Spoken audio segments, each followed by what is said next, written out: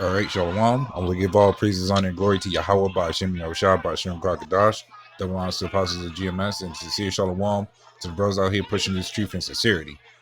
And what I have here, basically, probably gonna be a small clip. Well, this is actually a live stream going on right now, so I figure I'd just go into it. It says Iran anti-hijab, at least I'm thinking that's how it's pronounced. Protests live. 75 killed as crackdown intensifies. Now, they're protesting to get rid of the hijabs that women wear so they can show their hair. Where in that country, it's not lawful to do so. And that should be pretty much the case for every woman out here. But this place is drunken off the Babylon Jews. Now, because you got a lot of countries that's as far as just the average citizens that want to follow in the ways of Babylon. And a lot of those countries, the main heads ain't having it because they know what comes out of that shit. They know that with that type of system going on, even for what they're seeing over here, it goes to show you how much confusion that causes just from looking over this place. Like, this place has the biggest, I'm talking about America itself, has the biggest confusion going on. And they know that that's going to happen in their societies if they allow that poison to run far in. But they're already drinking that juice anyway. So because you can even see that they're adopting the same rulership as Babylon. So even their heads is kind of drinking off the wine of that. Speaking of which, this is Revelations 18:3. It says, "For all nations have drunk of the wine of the wrath of her fornication, and the kings of the earth have committed fornication with her, and the merchants of the earth are waxed rich through the abundance of her delicacies."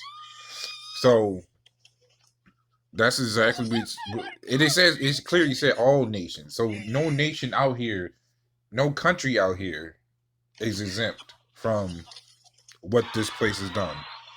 Because this place has literally been everywhere. So let's go into what a hijab even is. For some of the people that may not know, it says a hijab is a garment worn by some Muslim women to cover the hair. So, and they don't go further into detail, but a lot of the Muslim women also cover their face, which is by our laws, because that's where they get it from. They get it from Israelites. Israelites wore, as far as the women, wore coverings to cover their hair, but they went further and made it to where the women had to cover their faces as well, which is, if I remember correctly, is not really lawful with us. So women, indeed, mind you, these are heathens. What more of our women? That's how you know that we're under the curses, when our women are supposed to be wearing this. As far as coverings down to the foot, they're supposed to be covered, but our women ain't doing that because we're inside this place. And guess what? These other heathens, the citizen heathens, are trying to do the same thing. They want to experience this so-called freedom. That's why a lot of them like to come over here and reap the benefits, including being an actual citizen here. You see the Muslim women, they also wear their hair coverings, even though some of them don't, but they'll wear pants when they're not even supposed to do that. So that goes to show you how twisted this place really is. It's lucky for this keep buffering. I don't know why it's doing that. Let me just go up to the current one. It's just basically on repeat. That's why it's 10 hours. But it's on repeat so people can keep seeing it. So it says, Iran anti-hijab protests live. Anti-hijab protests have intensified across Iran as crowds His crowds called for the end of the rule of the supreme leader. I can't even pronounce that name. With the slogan "Death to the Dictator."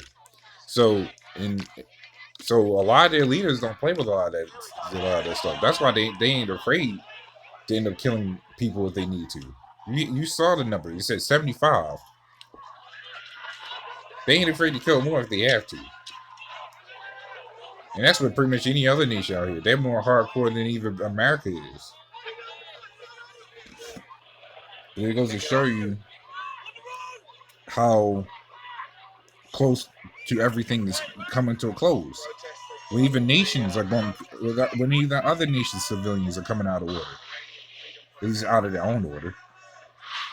So this is Habakkuk 2:5. It says, "Yea, also because he transgressed by wine, he is a proud man, neither keepeth at home, who enlargeth his desire is hell, and is as death, and cannot be satisfied, but gathereth unto him all nations, and heapeth unto him all people."